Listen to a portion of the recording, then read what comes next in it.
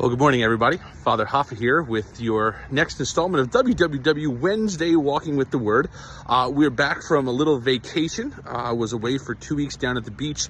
Time to get some rest and relaxation with family and friends, especially before the parish year and the school year starts up. So we're back and we're back at it. And what a great gospel to come back to today. So many things that we could reflect upon. But in the beginning, Jesus talks about basically the premise for fraternal correction. He says, if you have a problem with your brother, go and tell him. And if that doesn't work, then go and get 2 or 3 more people and go to your brother and let them witness to the fact of what's going on. And if that doesn't work, go and tell the church. And if the person won't listen to the church, well, then you have a really serious problem.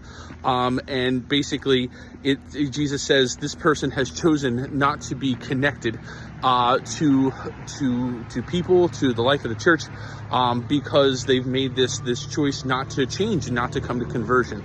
And, you know, I can remember being in the seminary and they would talk about fraternal correction.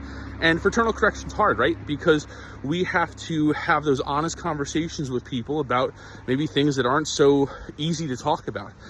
Maybe it's about things that they do or things that they say or how they make us feel. And we need to have that honest conversation to let them know that. And then, you know, those are personal things. But then there come those things where there's the stuff that is really harmful to their soul.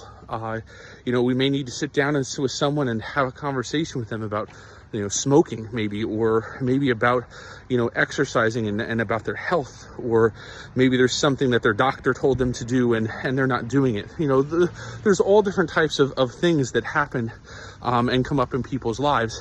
But on a spiritual level, there's also the area of sin, and it's important for us to have those things to be able to talk with and with the people about. And it comes down to charity, okay, in all things charity. But we have to balance it with justice, because sometimes people will go and they'll say, oh, well, I don't want to hurt their feelings. But then later on, when things turn upside down, then everybody's, well, how did this happen? And what happened here? Well, no one did anything about it because they were worried about hurting people's feelings. Now, I'm not saying you go and hurt people's feelings or don't have any regard for that, but it is the balance of charity and justice. So the person balances the truth with charity, with love, and they go into the person's life.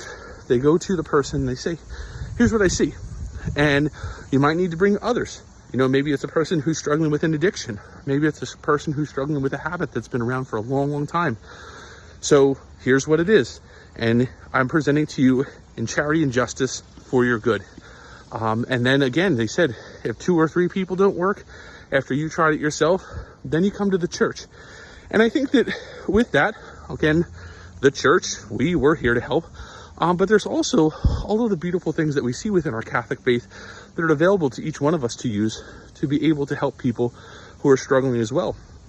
The sacraments are definitely there, but there's also the life of prayer, the life of the saints. Remember, a lot of them, they were sinners before, you know, they chose that life of virtue, and they can make that change. Maybe a person is scared of change or thinks that they can't change. Take the life of St. Augustine, for instance. 28 years, St. Monica prayed for him, and then all of a sudden came to conversion. Thanks be to God. So it is important for us to take that time each and every day to be able to, one, see the needs of our brothers and sisters, but then to prayerfully discern, how do we address it? How do we balance it with charity and justice, and know that our Lord gives us this beautiful example in today's gospel. So there's your good stuff for today. WWW Wednesday Walking with the Word. Pray that all goes well, and look forward to seeing you next week for our next installment. Until that time, be blessed.